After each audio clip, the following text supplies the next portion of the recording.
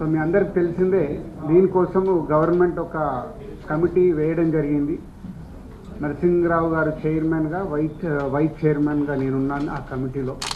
So దీనికి సంబంధించి awards ఎలా చేయాలి ఏంటి అనే దానికోసం గైడ్ లైన్స్ కోసం చాలాసార్లు మీటింగులు చేసి దానికోసం గైడ్ లైన్స్ మొత్తం రెడీ చేయడం జరిగింది. ఆ గైడ్ లైన్స్కి సంబంధించి ఈరోజు మీడియా ద్వారా 2024లో సినిమాలు నిర్మించిన నిర్మాతలకి ఈ గైడ్ లైన్స్ని అందజేసేలాగా ఇటు ఎఫ్డిసి అండ్ మీడియా ద్వారా చేస్తున్నాం. సో ఈ 2024లో అంతకుముందు ఉమ్మడి రాష్ట్రం ఉన్నప్పుడు ఎలాంటి అవార్డ్స్ ఉన్నాయో అన్ని అవార్డ్స్ ఉంచుతూ 1-2 మార్పులు జరిగాయి. మెజారిటీగా అలాగే ఉన్నాయి. దాంతోపాటు పైడి జయరాజ్ గారి పేరు మీద అలాగే కాంతారావు గారి పేరు మీద కూడా స్పెషల్ అవార్డ్స్ యాడ్ చేయడం జరిగింది. అంతేకాకుండా ఉర్దూ సినిమాకి కూడా ఎంకరేజ్ చేయాలి అనే ఉద్దేశంతో ఒక అవార్డు పెట్టడం జరిగింది, బెస్ట్ ఫిలిం అవార్డు, అదొకటి యాడ్ అయింది. అంతేకాకుండా 2014లో తెలంగాణ ఏర్పాటైన తర్వాత ఉమ్మడి రాష్ట్రంగా ఉన్నప్పుడు మనకు నంది అవార్డ్స్ ఉన్నాయి. తర్వాత రాష్ట్రాలు వేరువేరు అయిన తర్వాత తెలంగాణ సపరేట్గా మనకు తెలంగాణ రాష్ట్రం రావడం జరిగింది. సో దానికోసం 2014 జూన్ నుంచి రిలీజ్ అయిన సినిమాలకి, అంటే ఎవ్రీ ఇయర్ 2014 జూన్ నుంచి 2023 డిసెంబర్ 31 వరకు ఎవ్రీ ఇయర్ ఒక బెస్ట్ ఫిలింకి కూడా అవార్డు ఇవ్వాలని నిర్ణయం తీసుకున్నాం. అంటే తెలంగాణ ఏర్పాటు అయిన తర్వాత మన అవార్డ్స్, తెలుగు సినిమాకి సంబంధించిన అవార్డ్స్ మిస్ అవ్వకుండా ఉండాలని ప్రతి సంవత్సరం ఒక బెస్ట్ ఫిలిం అవార్డు ఉంటుంది 2023 వరకు. అలాగే 2024 ఇందాక మీకు చెప్పినట్టు అవార్డ్స్ అన్నీ పాత రోజుల్లాగా ఎలా అయితే ఉన్నాయో కొన్ని మార్పులు చేర్పులతో ఫైనల్ చేయడం జరిగింది. ఆ గైడ్ లైన్స్ మీకు ఇప్పుడు మీడియాకు అందజేయడం జరుగుతుంది.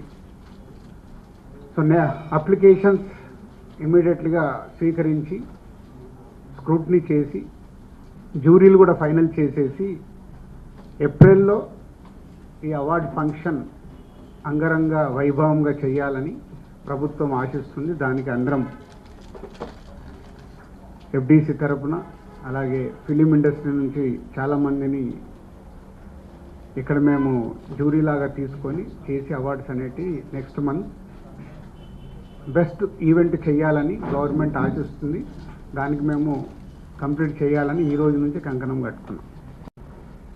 ఇవన్నీ మీకు ఇప్పుడు ఎఫ్డిసి నుంచి మొత్తం ఎలాంటి గైడ్ లైన్స్ ఉన్నాయి ఏంటి అనేది మీకు అన్నీ ఇవ్వడం జరుగుతుంది.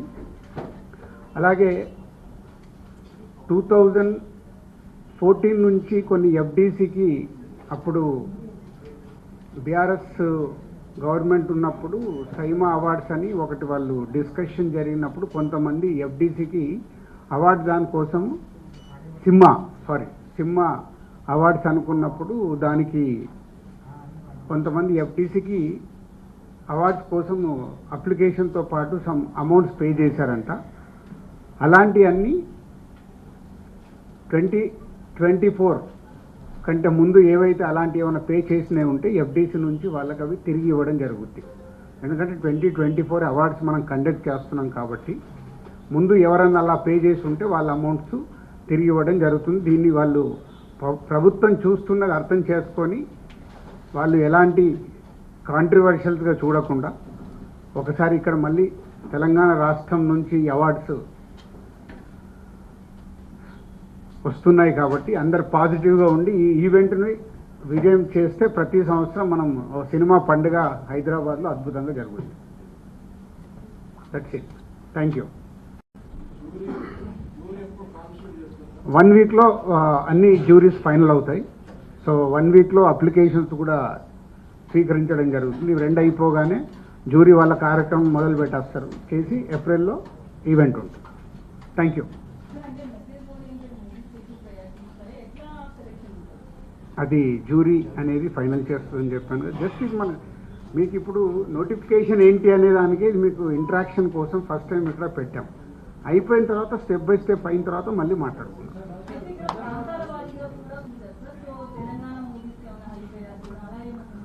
మీరు అదే అంటున్నాం, మొదటి స్టెప్లోనే రకరకాల ఆలోచనలు ఎందుకు, ఒకసారి ఇది ఫస్ట్ టైం చేస్తున్నప్పుడు దాన్ని సక్సెస్ఫుల్ అయిందనుకో ఎవ్రీ ఇయర్ మనం ఇంకా దాన్ని అద్భుతంగా ఎలా చేయాలని ప్రయత్నం చేయాలి.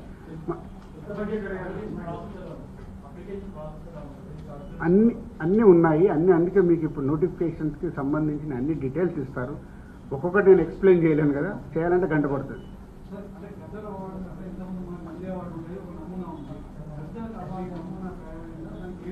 అన్నీ రెడీ అవుతున్నాయి మీకు, అందుకే కదా నెక్స్ట్ మంత్ ఈవెంట్లో మీరు చూస్తారు కదా. ఇప్పుడే తినబోయే ముందు మీరు అన్ని అద్భుతంగా ఉంటాయి, అన్నీ వస్తున్నాయి. ఏప్రిల్ మంత్లో ఈవెంట్ జరిగేటప్పుడు మీరు చూస్తారు.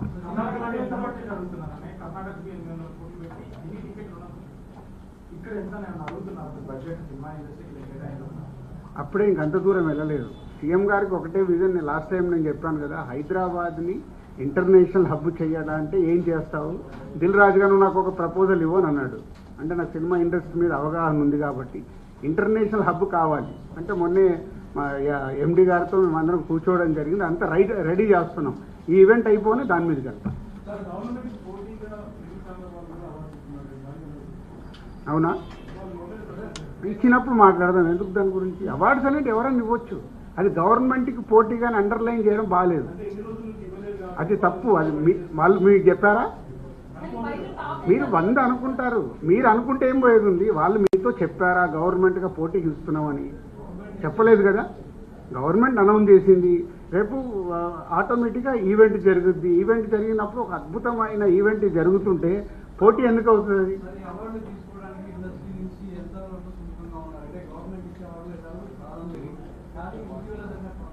అవన్నీ వేస్ట్ అబ్బా, వేస్ట్. అందరు అనుకూలంగానే ఉంటారు. మీరు లేనిపోయిన కాంట్రవర్షియల్, మీకు ఏమైనా స్పైసీ కావాలా ఏంటి? ఎందుకు రారు? గవర్నమెంట్ అనేది అవార్డు తీసుకున్నప్పుడు ఎవరైనా వస్తారు, స్వీకరిస్తారు. హిస్టరీ అది. గవర్నమెంట్ ఇచ్చే అవార్డు అనేది స్పెషల్ అవార్డు. అది ప్రచారం మీ దగ్గర జరిగిందేమో, మీకు కావాలి కదా. అది మనం ఏ పని చేసినా 51% పాజిటివ్ ఉంటే చాలు. 49% నెగిటివ్ మాట్లాడే వాళ్ళు ఎలాగో ఉంటారు. 51 ఉన్నారా లేదా మీకు కావాల్సిన కౌంటింగ్ పెట్టుకోండి. గవర్నమెంట్ అవార్డ్స్ ఇస్తుంది ఏంటి మీ రిప్లై అని 51 వస్తే మనం సక్సెస్. Thank you.